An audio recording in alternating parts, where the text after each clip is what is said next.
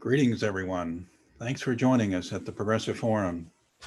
We're the world's only expressly progressive lecture series, and we're based in Houston, Texas. I'm Randall Morton, founder of the Progressive Forum. And during this pandemic, we're learning to do new things. Now producing free live stream events. This is our first one, and I'm excited. Our first one is with one of my favorite people, Robert Reich, a prime mover of today's progressive movement. I'll interview Secretary Reich for about 25 minutes. Then the recording will be available on our website indefinitely, starting tomorrow at progressiveforumhouston.org. That's progressiveforumhouston.org. Please sign up to get announcements at our website, where you can also make a donation if you wish. Our live stream events are free, so we can reach a large worldwide audience. I thank our event sponsor, Mary Kubansky and Don Griffin, for their generosity, supporting our leap into this brave new world of live streaming. I think I should note that I've paid for my own haircut, by the way, and I'm not taking a $70,000 deduction for it. Makes you crazy. We estimate today's online event may produce almost a ton of carbon. The Progressive Forum has made a donation to the Texas Coastal Exchange, which sequesters carbon and protects marshland along the Gulf Coast. Secretary Reich and I will be discussing his timely and important new book called The System: Who Rigged It, How We Fix It. I'll hold up a copy. This is a fast read. It's cogent, to the point, and I hope that Biden-Harris make it their handbook. To get a copy, you can click the link under the screen to purchase Robert Reich's book for a 15% discount for independent bookshop, Houston's Blue Willow Bookshop, they're also donating proceeds to the Progressive Forum. The book link is also on our website, and the 15% discount will be available for 2 weeks. Robert Reich was the 22nd Secretary of Labor during the Clinton administration. He's co-founder of Inequality Media and a professor of public policy at the University of California in Berkeley. Time magazine named him among the 10 best cabinet members of the century. To me, he's the leading voice defining the language of a generational progressive movement. Please welcome Robert Reich.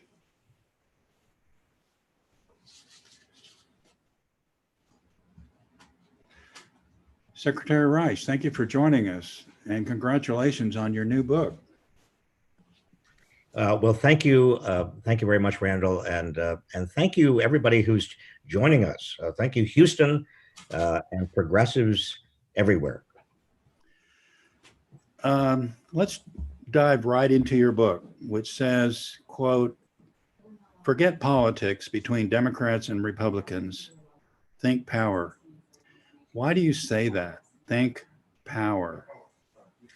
Because, Randall, it really is right now all about power. The real political controversy deep down in this country that's been emerging over the last 40 years, and I think Donald Trump is just the culmination of it, is not so much Democrats versus Republicans or right versus left. It really is democracy versus oligarchy. That is, and I'm using oligarchy in terms of the old Greek word, that is great wealth and great power in the hands of a very few people. That's what's happened in the United States over the past 40 years. Most of the gains from economic growth have gone to a smaller and smaller number of people. And we now know that the richest 0.1% has almost as much wealth as the entire bottom 90% put together. And wealth means power. And that power means the ability to continuously change and reorganize the market itself to gain even more wealth and power.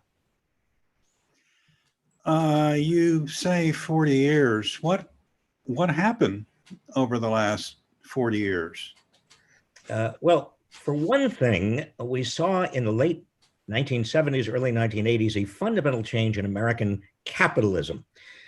And that change was from what might be called stakeholder capitalism, in which big corporations really did feel and act out a responsibility to all of their constituents, not just their shareholders, but also their workers, their communities, their environment, to a different form of capitalism, which is fundamentally shareholder capitalism, in which big corporations were committed and required by Wall Street to do whatever they could possibly do to maximize shareholder returns.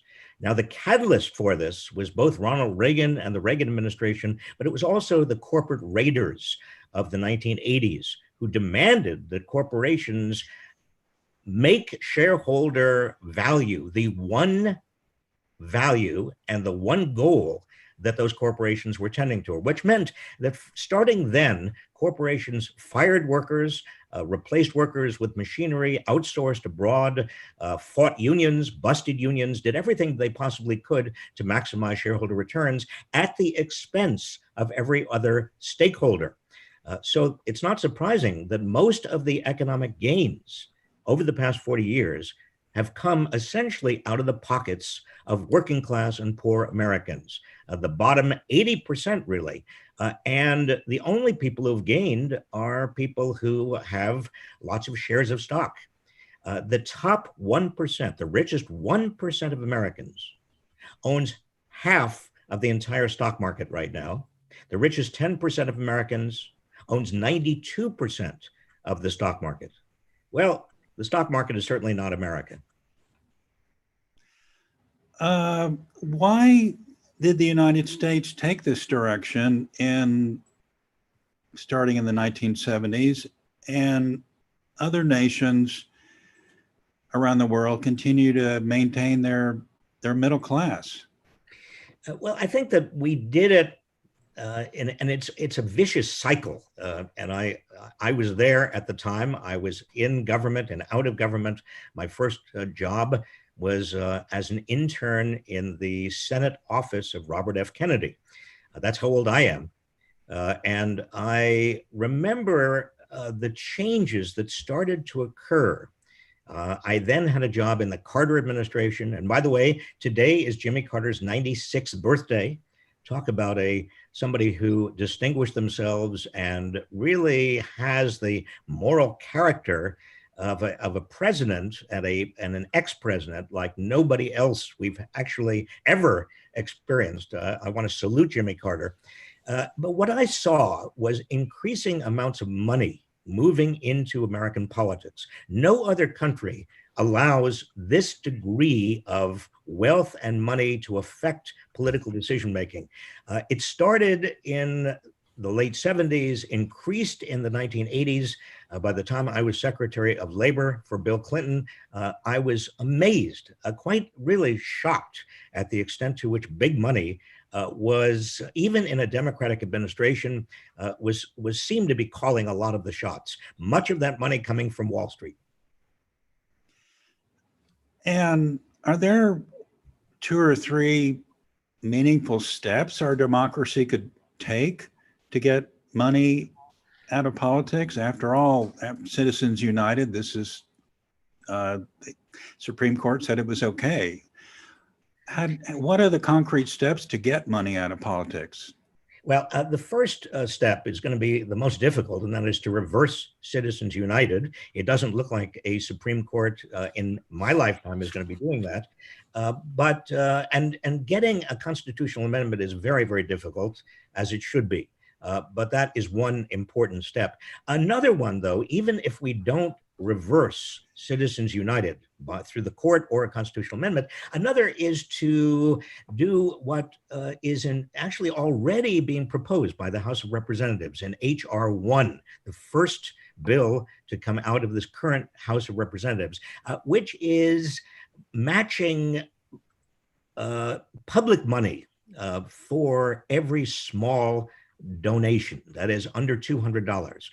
There is a proposal in which people can check off on their tax returns that they want some of that money to go into a public fund to support candidates that will only take money from small donors. We've had something like this before, but this is much more ambitious. I think this is very important. Also, ending the revolving door between business and government, particularly with regard to people who are going to be overseeing the industries that they have something to do with in their regular careers.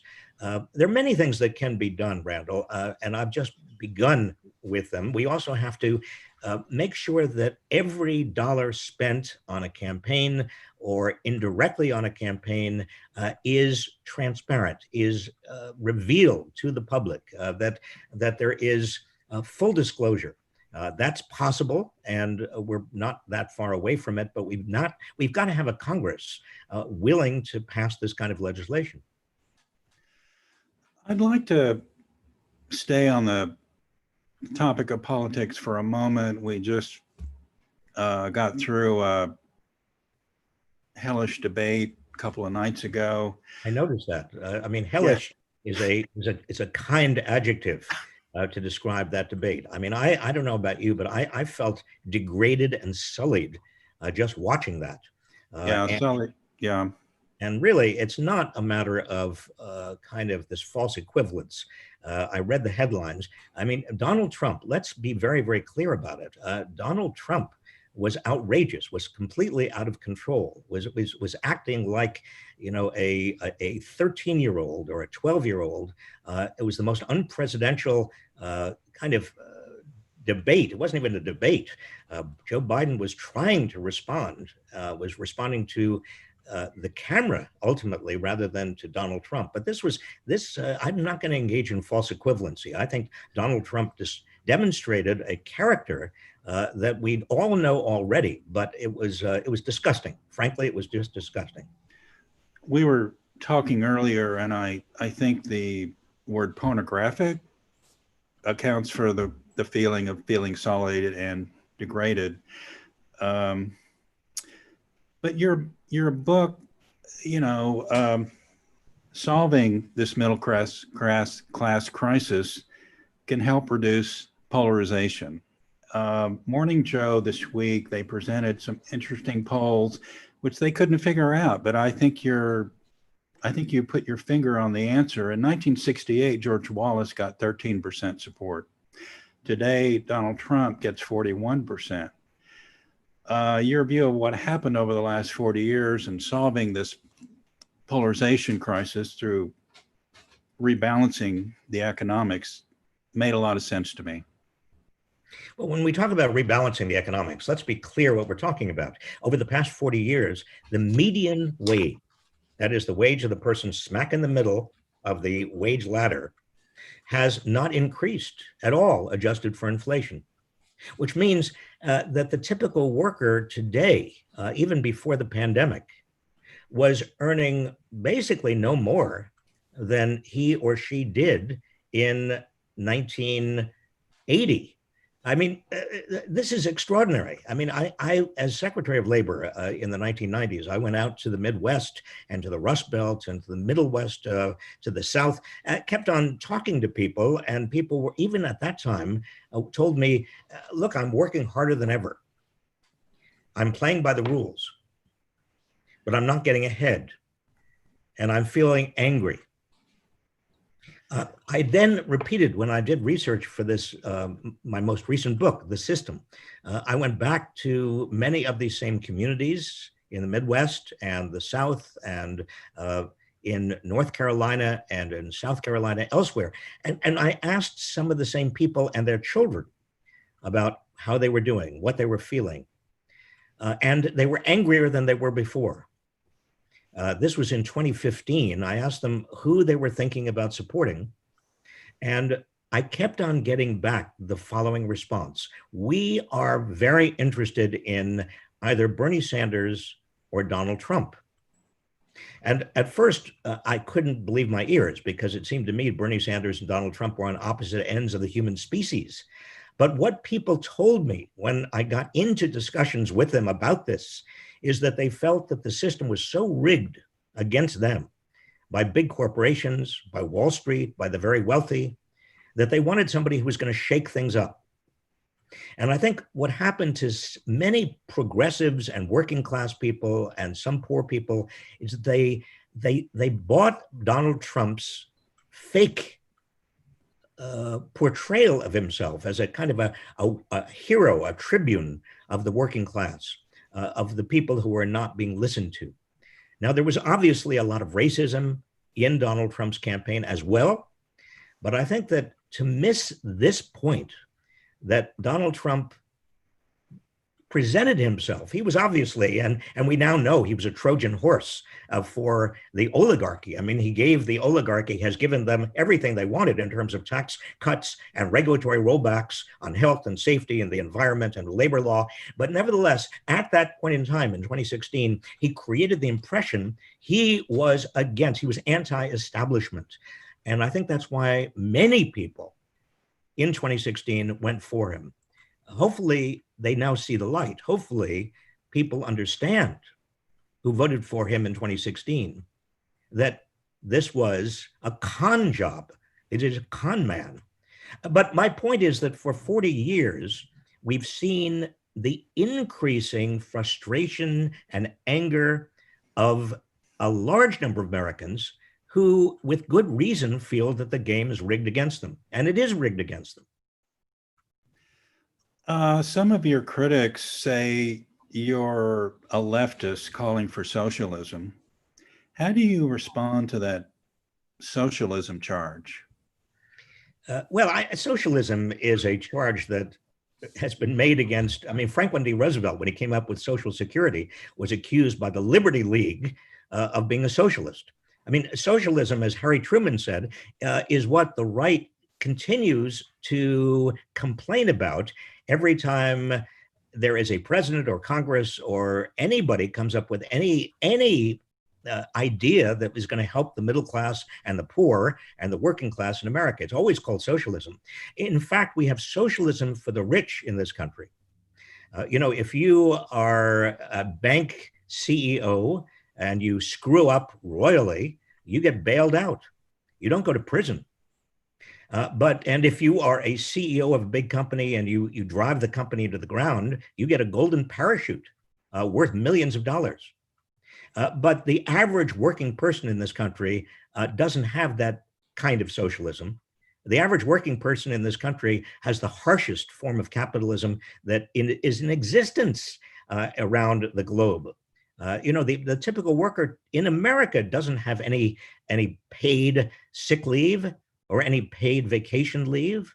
The typical worker in the United States doesn't have paid health care or a pension or higher education. Most other advanced countries in the world treat their working class well. We treat our working class, and I'm talking not just about a sliver of the country. I'm talking about a huge number of people, the majority of American workers, from people who are poor up to people who are earning the median wage or even above the median wage.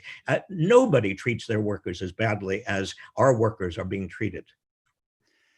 So it's not about, as you say, more government or more or less government. It's about who government is for.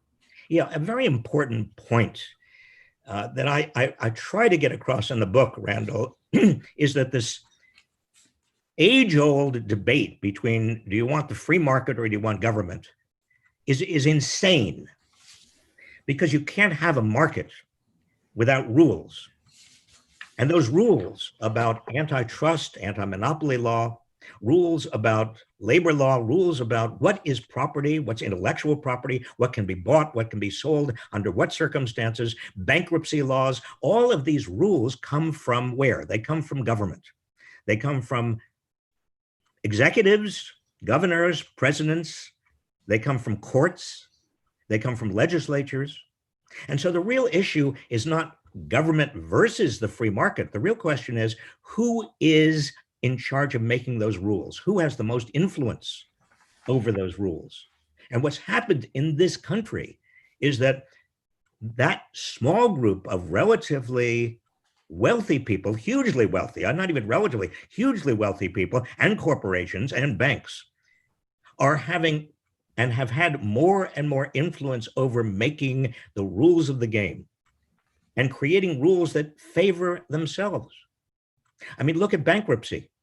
30 years ago, it was possible for a homeowner who couldn't make a mortgage payment to basically reorganize those payments under the shadow of bankruptcy, if not bankruptcy itself. It was possible for a former student who couldn't meet those student loan obligations to use bankruptcy to reorganize, or in the shadow of bankruptcy to get creditors to help reorganize. Today, because the big banks changed bankruptcy laws, it's not possible for homeowners or former students to use bankruptcy. That's just one example. Throughout the entire organization of the market, we see the influence and power of wealth in the form of individuals and big corporations and big banks to change the rules of the game to their advantage. And that's where the sense of the game being rigged has come from. It's true. When you were in the Clinton administration, you were a big advocate for making a big investment in the American people. You've advised 4 American presidents.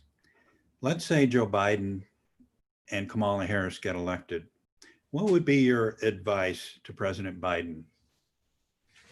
Well, the first piece of advice in terms of economics is to understand and act on the principle that public investments in education, infrastructure, job training, in all of the healthcare that is really an investment in the future productivity of our people, and childcare, which is also an investment in the future productivity of our people. All of these investments help grow the economy. They are good for us. They are good for Americans. They make Americans more competitive. They are not just like any other form of public spending. They really are investments. They're public investments, and we need to increase them. We have a huge deficit in public investment.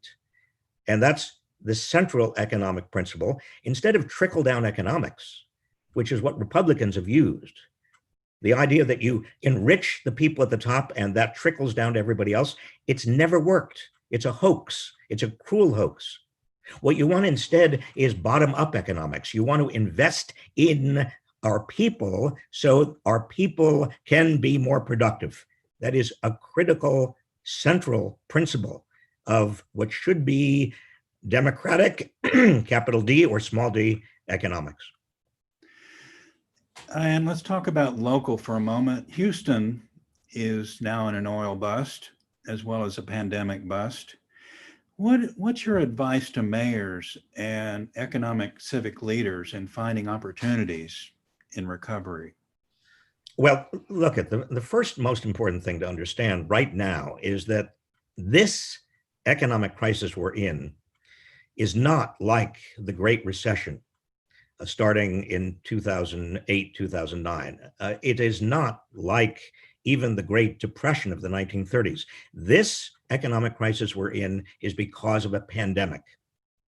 And until we contain and constrain and control this pandemic, we will continue to have an economic crisis. So what President Biden, assuming there is going to be a President Biden, has got to do is first and foremost contain this pandemic. This is something that disgracefully our current president has failed to do. In fact, quite the opposite. The current president has made this pandemic far worse. Now, what do you do as a mayor? Well, as a mayor or a governor, what you've got to do, and it's hard to do, is help people survive through this pandemic, even though a lot of people are not going to be working. This is not an equal opportunity pandemic. It's not an equal opportunity economic crisis. People who are managerial and professional workers, they can work remotely through their computers. That's what we are doing right now. I'm not working, obviously, but you and I are transacting through my laptop and through your laptop. But only 35% of the American workforce is able to do that. Most workers cannot. And most workers who are in the personal service sector of the economy, and I'm talking about retail and restaurant and hospitality and so on, their jobs are very precarious. Many of them are not coming back. Other workers are in the essential, so-called essential worker segment of the economy. They are risking their lives in hospitals, in warehouses. They need the best protection possible. They need personal protective equipment. And so we owe it to our own workers to be able to give them the protection they need, both physically and economically. If they cannot work, if they don't have a job, we've got to go back to what we had briefly, and that is much more generous unemployment benefits and also health benefits. This is a national crisis, and we've got to understand it as such. My last question, Secretary Reich. What is your emotional process for dealing with so much grim news, like the raging fires near your home in California? What are your reasons for hope? Well, let me say this and tell you this as clearly as I can. I share a lot of the sense of loss and grief and anger and fear that so many Americans now feel. I mean, it's rational. I mean, when you think about not only the environment and the wildfires and the floods and the hurricanes, but you also see COVID and you see how difficult it is to constrain it, given what the administration is doing.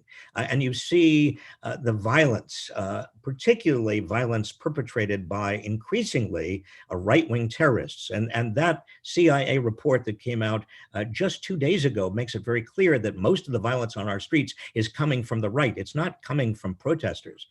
And then obviously you've got Donald Trump. Now you put that together and there's not very much good news out there, to say the least. But what gives me hope, Randall, is three things. One, I'm a student of history, and I know there are great cycles in American history. We had the first Gilded Age when we had great inequality and corruption and poverty. And Americans rose up. After that, we had a progressive era starting in 1901 with Teddy Roosevelt. I think that we're on the verge of another progressive era because people are so outraged. Whether they call themselves Democrats or Republicans or independents, it doesn't matter.